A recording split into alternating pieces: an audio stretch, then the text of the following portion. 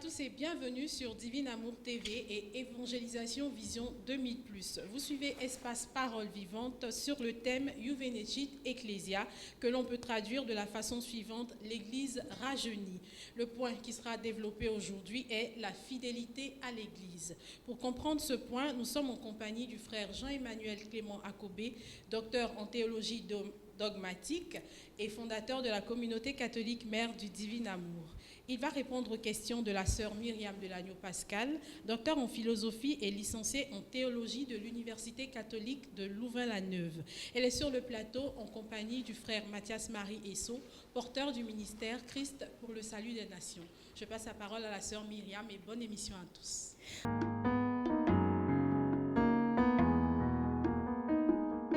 Un tout grand merci, Marie-Christine. Soyez les bienvenus, amis téléspectateurs, téléspectatrices de Divine Amour TV. Nous sommes à votre émission préférée, Espace Parole Vivante. Aujourd'hui, nous sommes toujours dans la trame de Juvenecit Ecclesia, renouveler l'Église, rajeunir l'Église. Et nous allons aborder un thème qui dérive de la communion, c'est-à-dire la question de la fidélité. Je me tourne vers vous, docteur Jean-Emmanuel Clément Akobé. Comment expliquez-vous la question de la philosophie du point de vue du théologien dogmaticien que vous êtes? Oui, d'abord, je vois que c'est une préoccupation majeure d'abord de l'Église, et cette fidélité, parce que ça fait partie des aptitudes que le chrétien a, la fidélité non seulement à Dieu, et Dieu qui envoie Jésus-Christ, c'est Jésus qui bâtit son Église. Et donc la fidélité à l'Église est quelque chose de très normal pour le chrétien. Merci. Alors, docteur, Oui. concernant la fidélité à l'Église, est-ce que cette fidélité peut traduire une gage de sa longévité? Oui, d'abord, c'est que cette fidélité à l'Église, c'est-à-dire le fait d'appartenir à l'Église, sachez que cette parole très forte de Jésus à Pierre, tu es Pierre et sur cette pierre, je bâtirai mon Église. Donc, et surtout cette autre parole, que le séjour des morts n'aura aucun pouvoir sur mon Église.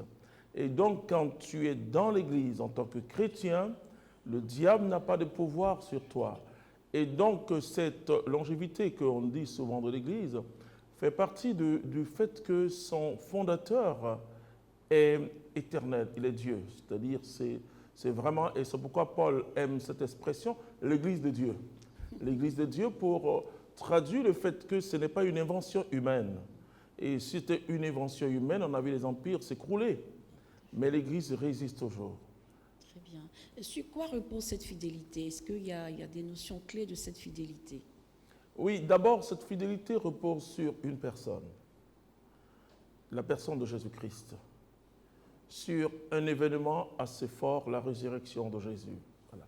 La résurrection de Jésus qui prend en compte des éléments assez importants, parce que quand on parle de la résurrection de Jésus, il faut retourner même dans la visitation de Dieu qu'on appelle l'incarnation, c'est-à-dire Dieu qui vient dans notre monde. Voilà.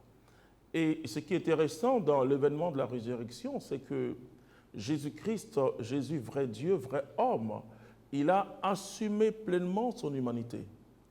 Et donc la mort de Jésus sur la croix, c'est vraiment le fait que la mort était considérée comme la finalité. Voilà. Et donc Dieu est allé jusqu'à la croix, je le dirais, il est allé jusqu'à la fin de la vie de l'homme, pour que par la résurrection commence en l'homme la vie de Dieu. Vous comprenez? Donc il a totalement assumé son humanité, et de sorte que par la résurrection, vous et moi, et c'est tout le symbole du baptême, c'est-à-dire ensevelis avec le Christ, nous ressuscitons avec lui pour une vie nouvelle. Et de fait, désormais, nous marchons dans la vie de Dieu et nous vivons selon la vie de Dieu. Donc c'est ce qui caractérise vraiment cette fidélité, c'est que nous sommes branchés, nous sommes accrochés à Dieu par Jésus-Christ. Autrement dit, excusez-moi, berger Mathias-Marie, je veux rebondir ce que le fondateur, le docteur Jean-Emmanuel vient de dire. En fait, la fidélité repose sur la profession de foi, le credo. Oui. C'est ce que vous voulez dire. Oui. Est-ce que cette fidélité repose sur notre profession de foi, le credo que nous professons? Parce que tantôt vous avez parlé d'ensevelis, donc ça m'a fait penser au credo de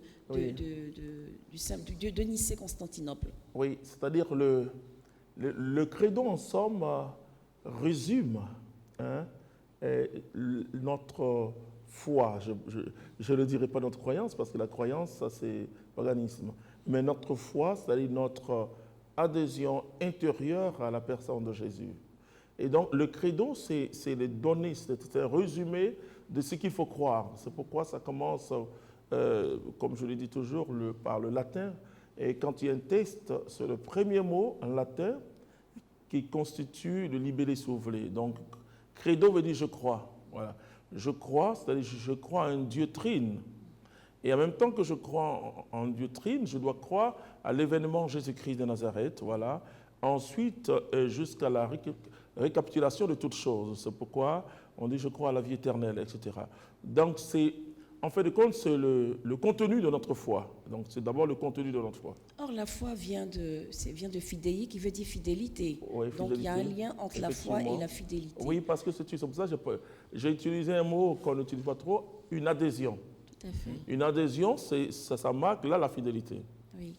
J'adhère à quelque chose et je deviens fidèle. Par rapport, je vis, l'adhésion, c'est une fidélité. Parce que quand on va sur le site du Vatican, par exemple, quand on tape fidélité, justement, on nous propose deux choses. Le credo, la profession de foi, qui est très importante pour marquer la fidélité des chrétiens dans l'Église catholique, et le serment de fidélité. Un serment de fidélité pour certaines choses. Est-ce que vous pouvez développer cela, s'il vous plaît? Et je rectifie quelque chose, c'est-à-dire le credo ne concerne pas que ce qu'on appelle catholique. Tout chrétien. C'est-à-dire que, quelle que soit ta domination, le chrétien, maintenant on peut par les formules, il peut y avoir des toutes petites différences. Et puisque c'est comme je l'ai dit, c'est le contenu de notre foi, donc de notre fidélité. Absolument. Voilà. Donc quand on part du credo, effectivement, c'est tout le contenu. Et le contenu de ce credo, en fait, de notre foi, qui peut s'expliquer aujourd'hui, qu'on appelle la doctrine. En fait de compte, la doctrine, qui est dans l'enseignement, traduit tout ce qu'on proclame, on professe dans le credo. Et c'est pourquoi quand quelqu'un, par exemple, quitte la religion chrétienne, je le dirais, et qui revient surtout au niveau de l'Église catholique, il récite le credo. Voilà. Gage de sa fidélité. Voilà, la profession de foi, qui veut dire je reviens à ces données-là, essentielles pour ma vie. Amen. Et qu'est-ce que vous pensez du serment de fidélité que quand on a certaines responsabilités, l'Église nous demande de faire un serment de fidélité? Oui, c'est-à-dire que, là je parle en tant que dogmaticien. Absolument. Moi je pense que le seul serment de fidélité, c'est le credo. C'est vraiment le credo, c'est pourquoi quand quelqu'un, par exemple, doit enseigner dans une université catholique, il doit professer notre foi commune. Très important. Maintenant, au cœur des communautés ou des diocèses, il peut y avoir d'autres textes, mais tout texte ne doit pas être en contradiction avec le credo. Par exemple, si on te dit dans une communauté, ça peut arriver, hein, professe que tu peux désobéir, enfin, ce qui est contraire. Voilà. Professe aussi que l'Esprit Saint peut te conduire et que tu ne dépends pas de quelqu'un. Enfin, je donne un exemple comme ça. Voilà. Et ça, c'est contraire à la foi, puisque notre foi, ce n'est pas simplement le fait que et nous croyons à Dieu, mais nous croyons aussi à la Sainte Église. Voilà, c'est la même force, la même puissance, en parlant de je crois en Dieu, le Père, Fils, Saint-Esprit, mais aussi je crois donc à l'Église. Oui. Voilà, à l'Église, ça veut dire que et dans sa dimension humaine et dans sa dimension spirituelle. Voilà, c'est ça l'Église. Et dans ce qu'on appelle l'Église militante, hein, et l'Église céleste. Voilà. Donc je crois en tout un ensemble de cette communion. C'est pourquoi il y a aussi, on parle de la communion des saints. Oui. Vous voyez, et qui est l'Église triomphante. C'est-à-dire que pour dire que j'appartiens à un corps. Et être dans un corps, il faut être fidèle à ce corps. Je veux vous donner un exemple de serment de fidélité dans l'exercice d'une fonction au nom de l'Église que prévoit l'Église. C'est une formule qui est utilisée par les fidèles dont il est question au canon 833, numéro 5 à 8.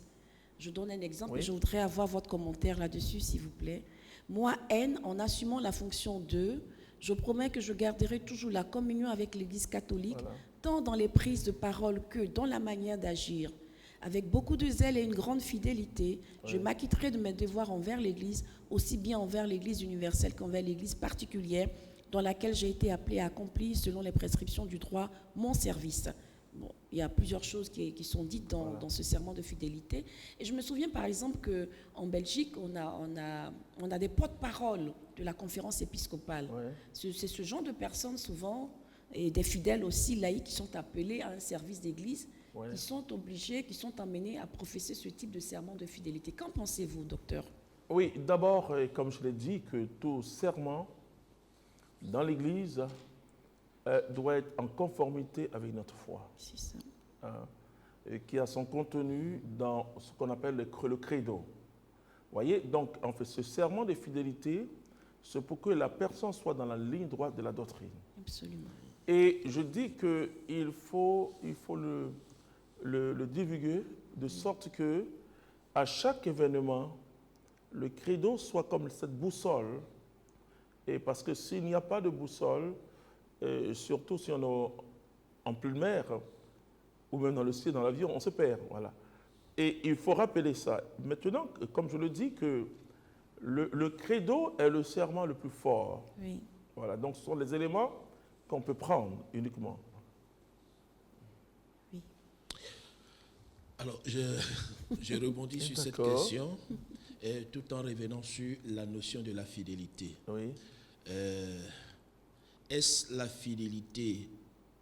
que la fidélité est-elle perçue par rapport à l'action de Dieu vis-à-vis du fidèle? Parce que très souvent, quand on lit les Écritures, on parle que Dieu est fidèle. Oui. Et on peut aussi voir la fidélité du croyant vers le Seigneur.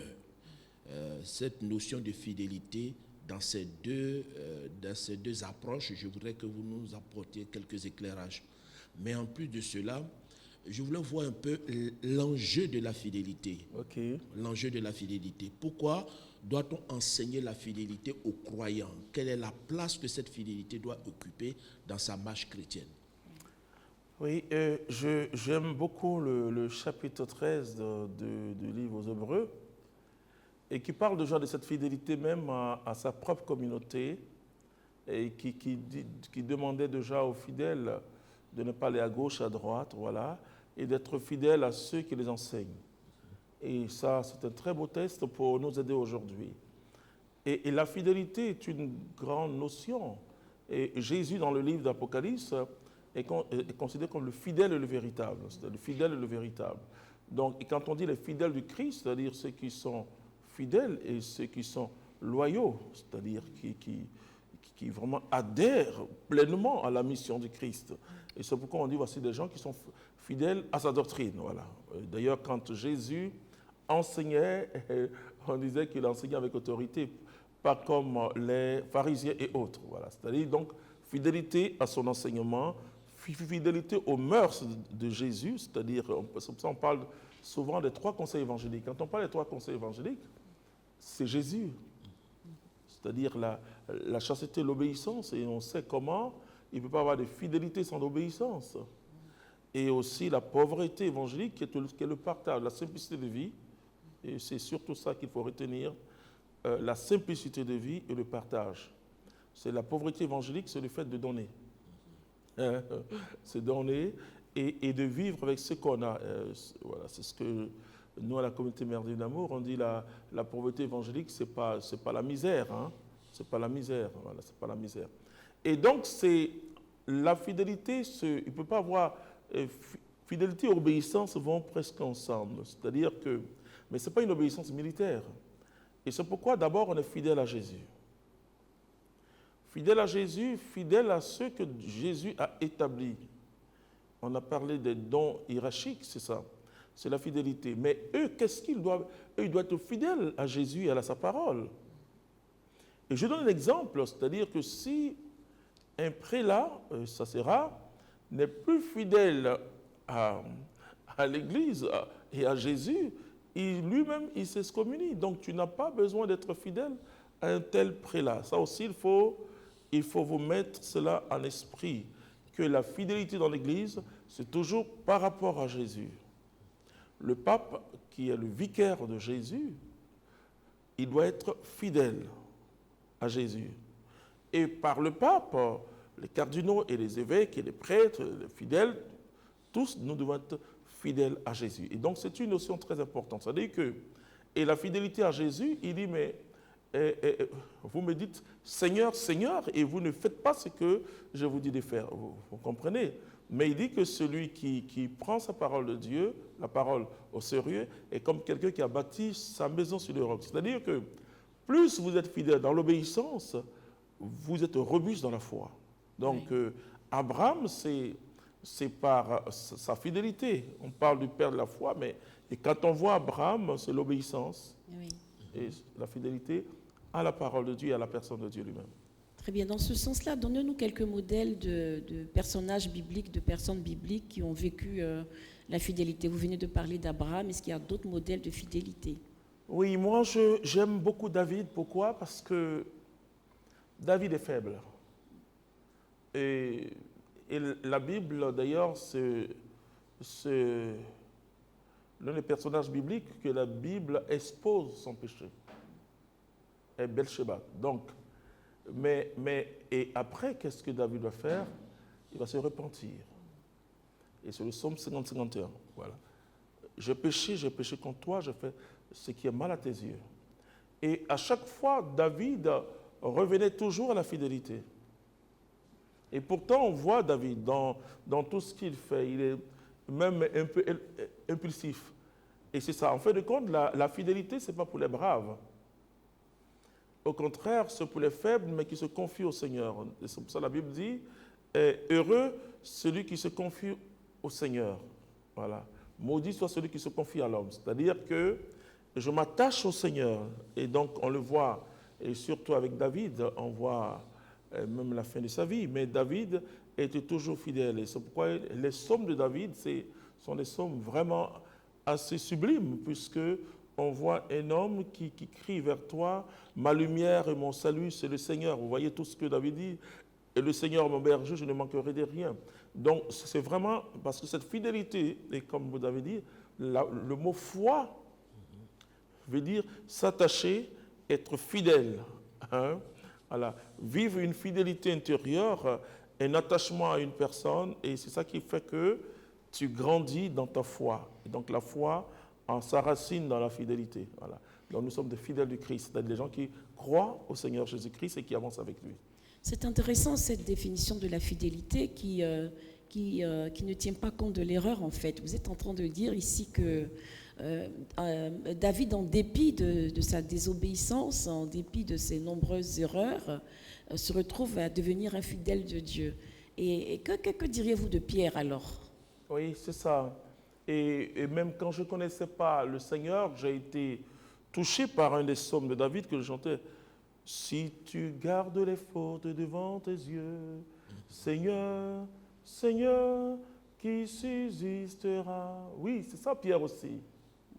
Pierre vraiment qui est pris dans un coup de faiblesse, ça peut arriver. Hein? Il a peur et il réunit Jésus dans le sens où il conserve sa vie. Et Pierre qui après regrette, hein, la différence entre Pierre et Judas, c'est que Judas n'a pas cru à la miséricorde. Mais Pierre, lui, il est demeuré dans la miséricorde. Et c'est à ce Pierre-là que Jésus va dire, m'aimes-tu? Voilà. M'aimes-tu veut dire que, est-ce que tu es fidèle? Est-ce que tu veux continuer avec moi? Est-ce que vraiment, Pierre, est-ce que tu es attaché à ma personne? Et donc, oui, Pierre dit, oui, Seigneur, je suis attaché à ta personne. Et Jésus va le dire 3 fois. Et Pierre va dire, mais Seigneur, tu sais toutes choses. Alors il dira, fais perdre mes brebis. Parce que si tu es fidèle à moi, si tu m'aimes, tu vas aimer mes brebis. C'est pour ça qu'on ne peut pas annoncer Jésus-Christ sans aimer le peuple de Dieu. Alors, Père fondateur, je voulais savoir s'il n'y a pas un lien entre la fidélité et l'épreuve. Est-ce qu'on n'a pas l'impression que tout le sens de la fidélité jaillit de l'expérience de l'épreuve de la croix. Est-ce qu'on est capable, pour que quelqu'un qui est fidèle, d'aller jusqu'à embrasser la croix? Est-ce que ce n'est pas ce que on essaye de faire ressortir dans la question de la fidélité? Merci, c'est exactement la première épître de Pierre à l'Église persécutée, aux chrétiens persécutés. Et qu'il dit que comme le feu purifie l'or, ainsi l'épreuve aussi purifie notre foi. Et j'aime cette expression que sans le voir, vous l'aimez. Oui, c'est ça la fidélité en fait des comptes. La fidélité est quand dans Josué chapitre 24, à partir du verset 14, et quand Josué dit au peuple, soyez fidèles. À Sichem. À Sichem. Oui, c'est ça, c'est dans l'épreuve en fin de compte. C'est dans l'épreuve que Job reste fidèle au Seigneur. Alors que sa femme lui dit, il est devenu lépreux. Alors sa femme lui dit, mais maudit Dieu et meurt. Il dit, mais si j'ai béni le Seigneur quand j'avais tous les biens du monde, pourquoi ne pas le bénir aujourd'hui? Et vraiment, vous dites tellement vrai, vous dites tellement vrai. Et la fidélité s'exprime et doit s'exprimer quand rien ne va dans notre vie. C'est là où toute la tentation, c'est comme Jésus, pourquoi le démon au désert ne vient pas le premier jour de jeûne de Jésus?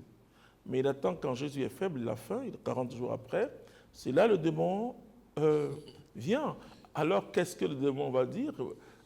Entre autres paroles, prosterne-toi à mes pieds et je te donnerai tout ce trésor-là. Et Jésus reste fidèle à son Père. C'est Dieu seul qu'on doit adorer. Vous voyez, c'est ça. Donc, c'est finalement dans l'épreuve qu'on voit ta fidélité. Je dis toujours aux chrétiens, et dis-moi quelle épreuve tu vis, et je te dirai quelle est ta foi. C'est-à-dire que, parce que si tu souris dans l'épreuve, je dis, tu as la foi. Mais ceci m'emmène à poser la question de comment comprendre les départs dans l'Église catholique. Il arrive souvent que justement que des frères et des sœurs soient confrontés à des épreuves. Est-ce que ces épreuves-là relèvent des incompréhensions, des déviations doctrinales, ou est-ce un problème de fidélité? Comment comprenez-vous? Que pourriez-vous dire sur les départs dans l'Église? Qu'est-ce que ça vous fait de voir, d'entendre qu'il y a des frères en Christ, des sœurs en Christ, catholiques ou non, qui quittent l'Église? Et d'abord, ça me fait mal, ça me fait très, très mal. Et je dis que ça doit nous interpeller d'abord. Moi, je parle d'une interpellation. Vous voyez, par exemple, je ne dirais pas l'enseignement de l'Église vis-à-vis des personnes qui se suicidaient. Au début, il n'y a pas de messe. Au début, on se disait, mais enfin, la personne, ce n'est pas possible. Mais aujourd'hui, on se dit, on n'a pas été peut-être attentif. Est-ce qu'on nous donne la parole qu'il fallait? Et donc, l'Église aujourd'hui, il y a des messes requiem pour ces personnes. Voilà. Parce qu'il ne faut pas juger. OK? C'est la même chose, moi, quand quelqu'un quitte l'Église catholique, et d'abord, quand un fidèle de l'Église quitte, un simple fidèle, je veux dire, quelqu'un qui... Je me suis dit, bien, est-ce que cette personne a été écoutée? Est-ce qu'on l'a aidé spirituellement? Parce qu'il ne s'agit pas de dire toujours, ah non, ceux-là, ils ont quitté l'Église, mais ça doit faire mal d'abord à l'évêque que quelqu'un quitte d'abord. Ensuite, son curé, son berger de prière ou de communauté, etc. On doit se sentir d'abord interpellé. Voilà. Qu'est-ce qu'on a fait pour que la personne soit là? Vous voyez, on peut gérer l'Église d'une manière humaine. Bon, Dieu compose avec nos faiblesses, hein, sinon il ne nous confierait jamais quelque chose à Pierre. Parce que Jean était à côté. Et donc Dieu choisit des personnes faibles. Mais la question qu'on ne se pose pas, moi je le dis toujours en communauté, même quand on est obligé de sanctionner un frère, je dis aux différents responsables, qu'ils soient modérateurs, qu'ils soient des provinciaux, je ne sais pas, je leur dis toujours, c'est un échec de notre part. Voilà. C'est un échec même le fait de renvoyer un frère. Mais qu'est-ce qu'on a fait? Jésus va chercher la brebis égarée. C'est vrai, une communauté a des règles, hein, et une personne qui viole la règle, mais qu'est-ce qu'on a fait pour former? Moi, je veux plutôt qu'on se pose la question d'une manière contraire, mais qu'est-ce qu'on a fait pour que le frère ou la sœur quitte l'Église? Ça, c'est les fidèles tous les jours. Et ce que nous sommes en train d'assister aujourd'hui, c'est que des gens qui étaient vraiment, qui rassemblaient du monde, et vivent des épreuves. D'abord, est-ce que ces personnes ont eu un accompagnateur? Moi, je dis, et je rends toute la gloire au Seigneur Jésus-Christ. Voici, vous avez une personne comme Mathias Marie, même comme vous. À la communauté, notre discipline est parfois très dure. Voilà, donc, mais ensuite, il y a des personnes qui... J'ai dit aux gens, mais si tu ne veux pas qu'on te persécute, il faut annoncer Jésus-Christ, et surtout à un niveau. Si tu viens toujours à l'église, bien, il n'y a pas de problème. Mais si tu annonces Jésus-Christ, tu seras persécuté. Mais donc, c'est l'accompagnement spirituel. Parce qu'il faut d'abord que la personne découvre Jésus-Christ. Ensuite, découvre le mystère de l'Église. Si on ne rencontre pas, moi je dis, il y a 3 expériences. La première expérience, c'est de rencontrer Jésus-Christ. La deuxième expérience, c'est la communion, c'est de rencontrer l'Église. Une expérience personnelle de l'Église, je parle. Et la troisième, c'est le discernement. C'est ce qui est important. C'est les 3 choses dans la vie d'un chrétien. Rencontrer Jésus. Donc, Jésus, la communion et le discernement. La communion, c'est l'Église. Ecclésia. Aujourd'hui, on parle de l'ecclésiologie de communion. Mais le problème qui se passe, c'est que soit ces personnes n'ont pas rencontré l'Église, ou leur vie spirituelle est plus penchée sur ce qu'ils font pour le Seigneur, entre guillemets, mais pas ce que le Seigneur est forcément en profondeur.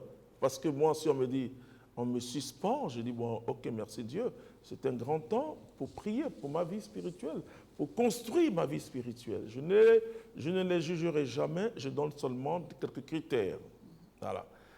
Et ensuite, maintenant, je me tourne maintenant vers les autorités. Il nous faut une véritable école de discernement. Moi, je me souviens, là je parle de l'expérience de la Côte d'Ivoire, de la communauté Mère Divine d'Amour. Un évêque, vraiment, j'aime tous les évêques, mais Monseigneur Dakori, de la Côte d'Ivoire, il m'a dit, Clément, supporte. Ce qu'on te fait et ce qu'on vous fait, c'est pour avoir une visibilité, et on sait qu'après vous, et des choses vont naître encore. Et donc, comme c'est nouveau dans l'église de Côte d'Ivoire, on va vous suivre avec une grande rigueur. Supporte, et ensuite, on aura un schéma. Malheureusement, je le dis, il n'y a pas de schéma aujourd'hui. C'est ça qui est regrettable. Par exemple, quand on suit une personne, il faut savoir qui accompagne la personne. Moi, j'étais accompagné par un jésuite, que Monseigneur Ziri aujourd'hui, accompagné par le Renouveau, à travers le Père Alter. Il y a une école de discernement. Mais vous vous êtes laissé accompagner, ça dépend. Oui, mais ça dépend. On peut avoir un accompagnateur aussi, et puis ne pas se laisser accompagner. Oui, l'Église est une mère. Oui. L'Église est d'abord une mère. Une mère sait comment parler à son fils. D'accord. Et c'est ça le problème. Une mère, moi je ne juge personne, je me dis peut-être que j'ai eu plus de grâce, et pour ne pas de chance que les autres. Alors que c'était très nouveau, on ne voyait pas les laïcs prêcher, c'est pas possible. Et bon, donc j'ai bénéficié de toute la sagesse catholique. D'ailleurs, c'est ce qui m'a fait aimer la théologie après, parce que je voulais mieux connaître cette église-là. Et donc, le problème, c'est ça. Mais aujourd'hui, il y a, dans certains diocèses ou dans certains milieux, c'était, je le dirais parfois, je parlais avec un évêque dernièrement, je dis, mais c'est pas bon, ça. Un acharnement. Un acharnement. Et tu ne sens pas, parce que quand tu t'adresses à une personne, pour qu'elle t'écoute, il faut qu'elle sente que c'est pour son bien. Et tout ce que l'Église fait, c'est pourquoi je dis que tu peux être laïque, tu peux être prêtre, tu peux être évêque et être hors de l'Église, hors de la doctrine de l'Église, dans l'enseignement même, mais aussi dans l'autopratie de l'Église. L'Église ne cherche pas à éteindre, comme Paul le dit à l'Église de Thessalonique. Il dit, n'éteignez pas les dons charismatiques, ne méprisez pas les prophéties, mais vérifier, c'est-à-dire discerner, pour voir ce qu'on peut retenir. Voilà. Et donc, c'est quand, vous savez, un jeune, par exemple, nous autres, on venait d'un monde du show business, je venais de la danse, de la sape, etc. Et on commence à exercer les charismes. Heureusement qu'on a été aidés. Sinon, tu peux prendre les charismes comme des pouvoirs, comme vraiment des galons, quoi, et puis faire. Mais si ces jeunes gens sont pris, parce que l'Église, c'est d'abord le discernement à la base. Mais s'ils ne sont pas pris, c'est comme si vous laissez quelqu'un grandir avec une déformation. Hein? C'est comme votre enfant même.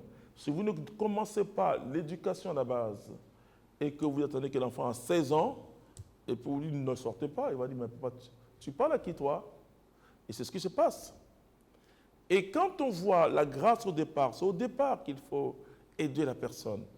Mais après, on ne peut que sortir des muscles puisque la personne est déjà trop déformée. Et là encore, il faut des équipes remplies de charité et ayant un souci majeur pour l'Église. Parce que chaque enfant de l'Église qui quitte, le corps saigne un peu quand même. Et parce que finalement, ce sont ces personnes-là, après, elles vont dire, j'étais à l'Église catholique, c'était pas bon, c'est pas bon, voilà. En fait de compte, elles blessent encore le corps du Christ. Donc, on doit avoir un souci pastoral. C'est pour ça que dans l'Église catholique, on parle de la sollicitude pastorale. C'est-à-dire que l'évêque est un père. Et je peux vous dire que tous les évêques que je connais, quand quelqu'un quitte l'Église catholique, ils souffrent. Voilà. Alors, Père fondateur, comment vous pouvez expliquer que aujourd'hui les églises, sœurs, églises évangéliques, protestantes, tout et tout, qui sont des églises, quand on regarde à l'ecclésiologie, on se rend compte qu'elles tous viennent de l'église mère. Même si avec le temps, certaines églises sont sorties de la voie prescrite par l'église mère, c'est-à-dire la doctrine authentique, puisque l'église est apostolique. Alors, comment expliquer qu'aujourd'hui, certains serviteurs de Dieu peuvent se permettre de jeter l'opprobre sur la maison où elles sont sorties? Également, comment expliquer qu'on peut aller jusqu'à tenir certains propos que je trouve hérétiques et qui doivent être frappés d'une décision d'hérésie et même instruire ce que j'appelle les autorités pour que de tels propos ne se... Parce que ça a été nommément cité. On peut parler de manière générale, mais quand on cite une église qui est l'église mère, quand on regarde l'histoire de l'église, même quand vous avez parlé des schismes, il n'en demeure pas moins que la seule église qui est restée dans l'orthodoxie des enseignements des premiers apôtres, c'est l'église catholique. Alors, quelle interprétation vous faites d'une telle déviation qui fait montre d'une ignorance dans la question de l'ecclésiologie? Ok. Je vais rajouter quelque chose. Oui. Comment comprendre qu'on puisse dire que l'Église catholique est l'antichambre de l'enfer, et comment comprendre qu'on s'acharne à critiquer la Vierge Marie? Dans vos enseignements, on vous entend parler des trois blancheurs, et il y a un acharnement qui dit que l'Église catholique, c'est l'antichambre de l'enfer, que la Vierge Marie, c'est une sirène des eaux. Qu'est-ce que vous dites de tout cela, des hommes de Dieu quand même connus qui annoncent ce genre de choses? Non, ils ne sont pas connus, mais c'est Facebook qui les fait connaître. Ah, ça, il y a c'est une différence. Il y a une différence. Merci, Berger. Et d'abord, et je vous dis merci de ne pas citer le nom de cette personne, parce que nous sommes catholiques. Absolument. Et c'est très très bien, voilà, on respecte tout le monde. Mais je veux vous dire que ce n'est pas l'avis de l'ensemble des pasteurs. Et d'ailleurs, j'en connais des pasteurs qui ont répliqué. Et je connais aussi des prêtres qui ont répliqué aussi. Vous voyez, c'est-à-dire que ce sont parfois des personnes qui ne sont pas guidées par l'Esprit Saint. Ils sont guidés par des passions personnelles. Voilà. C'est très important. Parce qu'aujourd'hui, ce que l'Esprit est en train de dire, c'est vraiment l'unité des chrétiens. Voilà. on voit toute l'action du Saint-Esprit. D'ailleurs, ce livre que je tiens en main, c'est-à-dire les statuts de charisme, et le pape nous demande de travailler pour l'unité. Voilà. Mais je vais faire un tout petit traité d'ecclésiologie là-dessus. C'est-à-dire que ne parlons jamais de l'Église divisée, mais parlons des frères séparés. Théologiquement, l'Église ne peut pas se diviser parce que c'est d'abord ça. Et deuxièmement, ces personnes font partie de l'Église catholique. Voilà, c'est-à-dire que, parce qu'il n'y a pas deux églises, hein, et catholique veut dire universel. Voilà. Ne rêvons pas aussi à ce que, parce qu'un autre mot qu'on utilise parfois, la réunification de l'Église, ça n'existe pas puisque l'Église n'est pas divisée, l'Église est une apostolique, vous voyez, voilà, c'est-à-dire qu'elle n'est pas divisée. Et ça, il faut d'abord le faire, je tenais à faire cette précision. Maintenant, c'est le péché des chrétiens entre nous et qui a entraîné toutes les petites divisions entre nous. Donc, c'est division entre les individus, mais pas division dans l'Église. Amen. Pour moi, c'est très important. Même la définition du schisme, c'est une séparation des fidèles dans un grand groupe. C'est-à-dire, le mot schisme, c'est ça. C'est-à-dire que vous avez une communauté de fidèles, les fidèles, hein, et d'autres sortes. Voilà. Pour aller faire autre chose, on parle de schisme. Voilà. Mais on ne parle pas de division de l'Église. L'Église n'a jamais été. Maintenant, quand on utilise parfois l'Église au pluriel, c'est avec beaucoup de respect. C'est pour parler des communautés ecclésiales. Et ça, le pape Benoît XVI, avant d'être pape, a bien débattu sur cette question très claire. Voilà. Parce que, alors quand on dit les églises, c'est une façon de dire les communautés chrétiennes. Voilà. Qu'elles soient nazies, qu'elles soient, etc. Maintenant, quand on dit l'église de Jésus à Abidjan, voilà, c'est le principe d'universalité, c'est-à-dire dans l'église particulière, il y a l'église universelle. Voilà. Donc, il n'y a pas trois églises. Il y a maintenant beaucoup d'églises avec petit e qui sont des bâtiments. Voilà. Et l'église bâtiment est différent de ce qu'on appelle la paroisse. Malheureusement, et la paroisse, c'est un ensemble de fidèles, comme le diocèse, hein, vivant sur un territoire. Donc la paroisse, ce n'est pas un mur, ce sont des chrétiens. Voilà. Maintenant, l'église de Saint-Jean, c'est le bâtiment où les paroissiens prient. Voilà. Donc quand on a cette bonne ecclésiologie, on peut avancer. Et le problème qu'on a, c'est pourquoi on parle souvent d'un minimum de formation. Vous voyez, comment dire que l'Église catholique est l'antichambre de quoi? De l'enfer. De l'enfer. Ça veut dire que ce qu'on veut dire, on veut dire que tous ces chrétiens-là qui sont dans l'Église catholique vont aller à l'enfer. Bon, je ne veux pas entrer dans les détails. Je dis aux chrétiens d'être catholiques ou même protestants d'être calmes. Et heureusement que c'est la parole d'un homme. C'est la parole d'un homme, oui, c'est la parole d'un homme. Il faut continuer à travailler pour l'unité.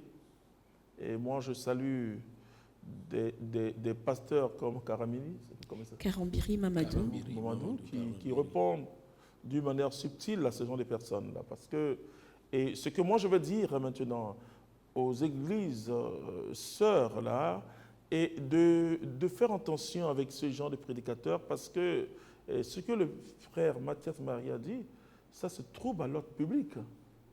Parce que imaginez-vous si les gens s'élèvent, ce que ça peut, mais pourquoi? Et ça aurait été des musulmans, ils seraient sortis dans la rue. Dans le principe de la démocratie, on ne fait pas ça.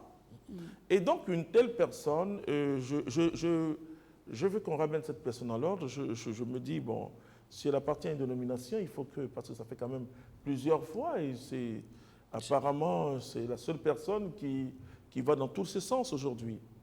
Voilà, donc il faut que une convocation à la police, les pouvoirs publics se servent de ça, parce qu'une telle chose peuvent amener des troubles dans une nation.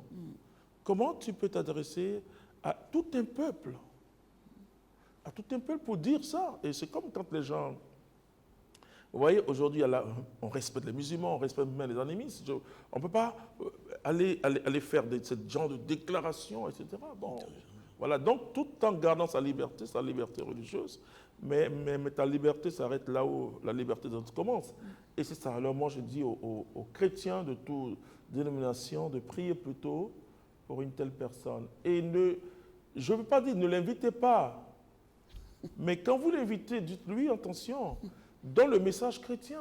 Tout simplement. Même Jésus dit, les prostituées vont vous dépasser dans le royaume de Dieu. Les prostituées. Les prostituées vont vous dépasser dans le royaume de Dieu. Voilà, bon, enfin, quand même, hein, voilà, donc voilà, je pense que... Et ça m'a touché, ça m'a fait mal quand j'ai entendu ça, mais je me dis, mais comment un chrétien peut dire ça? Au moment où tous on lève la main, on est en train de prier en langue, il y a beaucoup de défis aujourd'hui. Hein?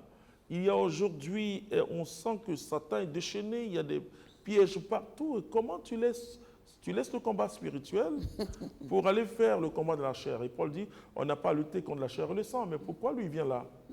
Ça veut dire pour moi, il ne doit pas être qualifié d'homme de Dieu. Wow.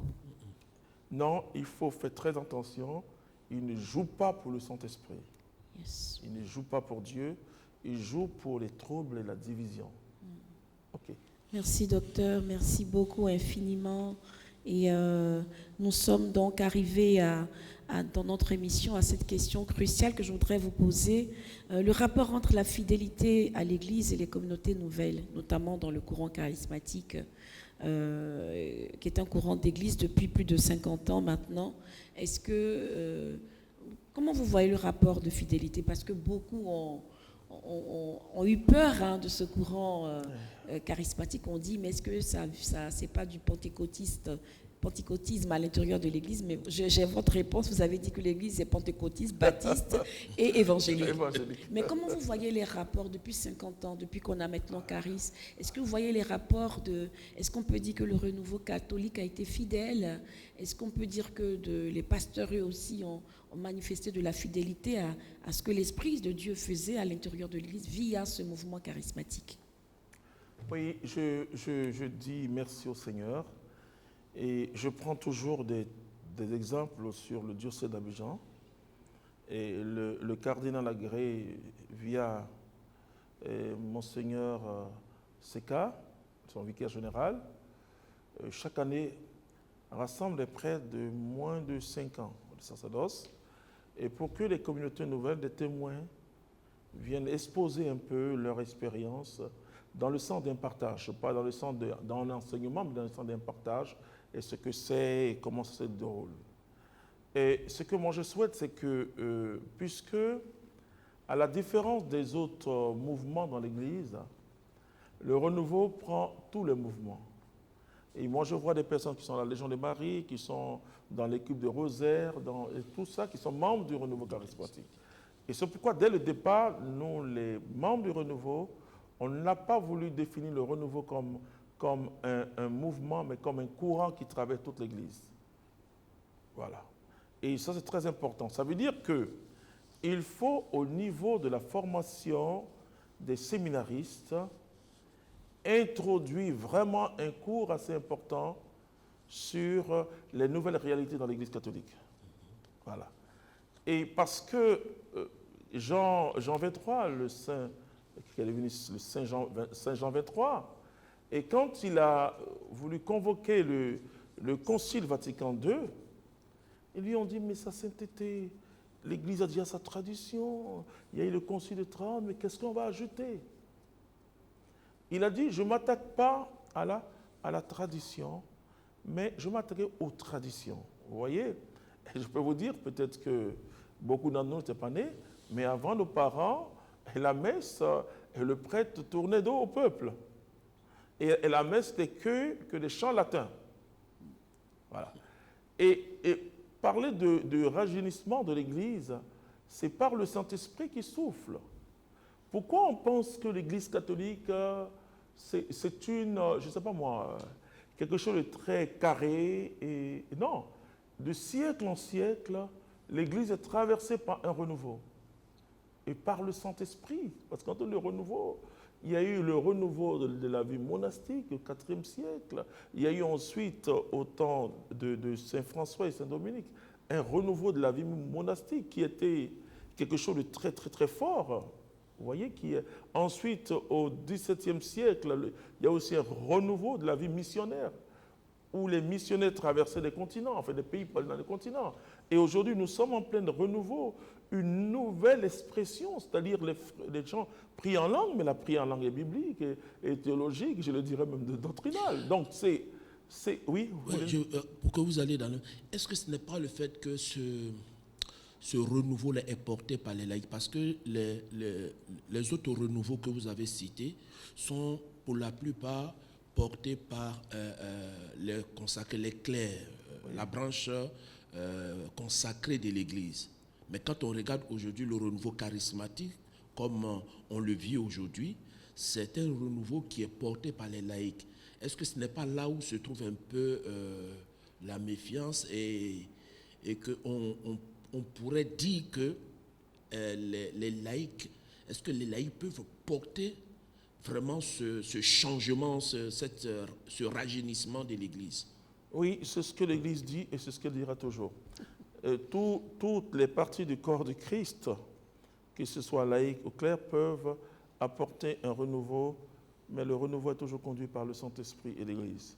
Donc ça, c'est la question de fond. Mais ce que je vais vous dire, c'est parce que c'est une nouvelle expression. Oui. Et peut-être que nous, ça nous paraît normal, hein?